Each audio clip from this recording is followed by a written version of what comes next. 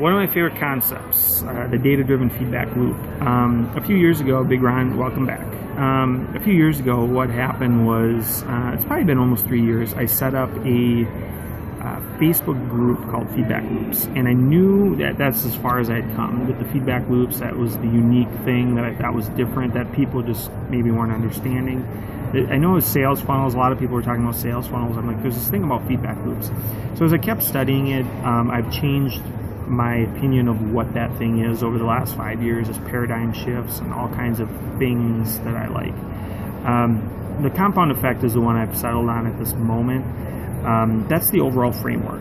The data-driven feedback loop is within the sales funnel. It's within the compound effect. The reason you do the data-driven feedback loop is so that you achieve a compound effect. So what a data-driven feedback loop is, for example, if you you can use it with Facebook, social media, Twitter, Google Analytics, blogging. You can use it with almost anything. So I'll give an example. I got a Facebook page right now that I'm working on for somebody. It's got 24,000 to 25,000 likes on it. We've had a few posts that have reached 100,000. Well, we've done quite a few. We did one at 50,000 reach in 23 hours yesterday, and had over 1,000 shares in 23 hours. So that one was successful. We've had another one that within 5-6 days made it, I think it probably made up to 150,000 to 170,000 reach by now. And that one's like almost, if I were to check, I haven't checked in a week or two, it's probably almost 3,000 shares now. So what you're doing is you're sharing a lot of different things. You're experimenting, trying a lot of different things, right? Because it doesn't cost a lot of money to post on Facebook if you're doing it organically. Then what you do is you go to insights and you check the insights, and you check and you do ascending, descending, or descending to ascending, I guess I should say, or ascending to descending. And what you're doing is you're looking for the ones with the most impressions, the most clicks, most reach, some of that kind of stuff.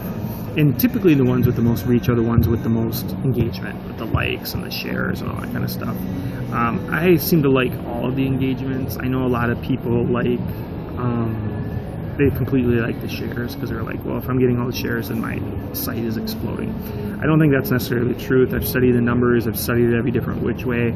I think there's about 5 different metrics, from the post clicks to the likes to the comments to the shares. The comments are the hardest ones typically to get when you get a lot of numbers. And there's post clicks, and then there's other clicks, and there's like article clicks and so forth. So there's up to about 5 different engagement metrics. I've found that if you count all of them, they're not all equal. There's a difference in the algorithm, but if you count just one of them as a click, and you keep 1 out of every 20 people on your page clicking at least one of those, I found that the posts go fairly viral when that's the case, and they just keep going more and more viral.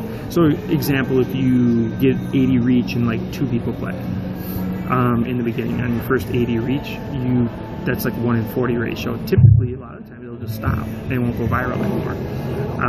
The only thing I've found that I believe to bring back your traction or create it if you never had it is to just go get 25 to 50 to 100 new relevant likes. I'm not talking about the likes from somewhere other parts of the world where they're fake likes and stuff like that. I'm talking about like real engaged likes. So you might have to go pay $50 for 100 likes or something like that.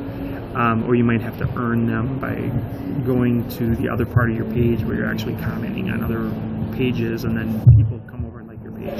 You need a good, I don't know what that number is, probably 50 to 100 recent ones, and then you need to just keep them coming in, like an extra 5 or 10. The reason for that is one of those pages, I think when we had the first 91,000 reach in one of those 24-hour periods, we had only 69 organic likes. I should say only, it's quite an achievement. I mean, we had some paid likes as well, but it's impressive when you can get that many organic likes. But that's kind of where the numbers came in. So 69 organic likes on that 91,000 reach for that day. So for that page collectively. So those are things that you want to keep in mind as well. I'm just trying to think of any other parts that I can add, but the data-driven feedback loop. So what you're going to do basically is you're going to take that data from the insights, and you're going to say, well, what are the keywords that all of these have in common? And as a general rule on Facebook, the post, here's what has worked for me. figure out the keywords that people identify with on your page. Don't exclude lots of people. Okay, so if you do one on just relationships, you might exclude people. If you do one just on health or just on money, you might exclude people. Pick the keywords that gets a lot of people to identify with it. Always make the images, if you want success, make the images very large, so as large as you can make them. Same thing when you do blog posts. The images need to be the large ones, not the smaller side ones. You need the large ones.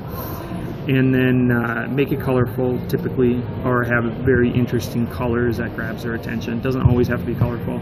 And then the celebrity quotes work extremely well. Those work extremely well. And then you should have a lot of